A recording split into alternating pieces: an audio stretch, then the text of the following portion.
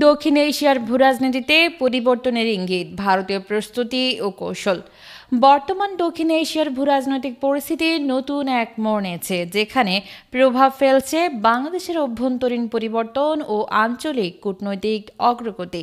উপদেষ্টা ডক্টর মোহাম্মদ ইউনূসের নেতৃত্বে বাংলাদেশের নতুন সরকার যখন চীন ও পাকিস্তানের সঙ্গে সম্পর্ক ঘনিষ্ঠ করছে, তখন ভারতের উদ্বেগ ক্রমশ বাড়ছে। এই পরিস্থিতিতে ভারত সামরিক প্রস্তুতির পথে হাঁটছে। নিরাপত্তা বিশ্লেষকদের মতে, পাকিস্তানের সঙ্গে সাম্প্রতিক দ্বন্দ্বে ভারতের অবস্থান দুর্বল হয়ে পড়ায় অভ্যন্তরীণ মনোযোগ অন্যদিকে ঘোরাতে দেশটির সরকার সামরিক মহড়া শুরু করছে। বিশ্লেষকরা বলছেন, নির্বাচনী রাজনীতিতে সুবিধা পেতে ভারতের শাসক দল এখন দুটি বিষয়কে মূল অস্ত্র হিসেবে ব্যবহার করছে: ধর্মীয় জাতীয়তাবাদ এবং প্রতিবেশীদের সঙ্গে সংঘাতের আশঙ্কা। শেখ হাসিনার পদত্যাগের মধ্য দিয়ে দক্ষিণ এশিয়ার এক গুরুত্বপূর্ণ পরিবর্তন সূচিত হয়। যদিও সরকার পরিবর্তনের পরেও ভারত বাংলাদেশ সম্পর্কে কিছু দিক অস্বচ্ছ থেকে গেছে, এই প্রেক্ষাপটে শিলিগুড়ি করিডোর হয়ে উঠেছে ভারতের নতুন কৌশলগত ফোকাস। এই করিডোরটি মাত্র 20 থেকে 22 কিলোমিটার প্রশস্ত, যা ভারতের মূল ভূখণ্ডকে উত্তর পূর্বাঞ্চলের রাজ্যগুলোর সঙ্গে সংযুক্ত রাখে। ভূরাজনৈতিকভাবে অত্যন্ত স্পর্শকাতর এই অঞ্চলটি চারদিকে বাংলাদেশ, নেপাল, ভুটান ও চীনের সীমানায় আবদ্ধ। ভারতের দৃষ্টিতে এটি একটি অতি গুরুত্বপূর্ণ লজিস্টিক ও নিরাপত্তা করিডোর। এই করিডোর এলাকায় ভারত রাফাল যুদ্ধবিমান ও রাশিয়ান S-400 প্রতিরক্ষা ব্যবস্থা মোতায়েন করেছে।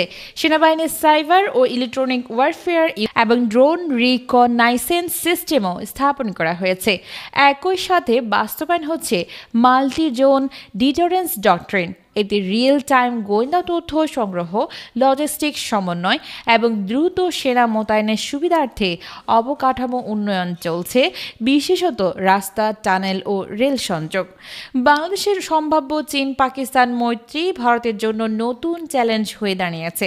শোনা যাচ্ছে বাংলাদেশ 32টি JF-17 যুদ্ধবিমান ক্রয় করতে পারে, যেগুলিতে থাকবে উন্নত রাডার ও দূরপাল্লার ক্ষেপণাস্ত্র।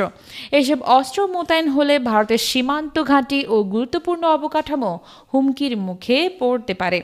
সম্প্রতি ঢাকায় পাকিস্তানের একটি প্রতিনিধি দলের সফরে নিরাপত্তা ও গোয়েন্দা তথ্য বিনিময় এবং সন্ত্রাস বিরোধী সহযোগিতার বিষয়ে আলোচনা হয়েছে বলেও সংবাদ মাধ্যমে সূত্রে জানা গেছে। এই আলোচনা ভারতীয় নিরাপত্তা মহলে উদ্বেগ তৈরি করেছে। ভারতের পররাষ্ট্র মন্ত্রণালয়ের মুখপাত্র রণধীর জয়সওয়াল স্পষ্ট ভাষায় বলেছেন, আমরা আঞ্চলিক পরিস্থিতি নিবিড়ভাবে পর্যবেক্ষণ করছি এবং প্রয়োজনে যথাযথ পদক্ষেপ নেওয়া হবে। এই পরিস্থিতিতে শিলিগুড়ি করিডোরে ভারতের সেনা মোতায়েন কেবল শক্তি প্রদর্শনের বার্তা নয়, বরং এটি প্রতিবেশীদের উদ্দেশ্যে একটি স্পষ্ট কৌশলগত সতর্ক বার্তা। দক্ষিণ এশিয়ায় এখন আধিপত্য প্রতিষ্ঠার প্রতিযোগিতা স্পষ্টতই এক উত্তেজনাকর মোড়ে পৌঁছেছে।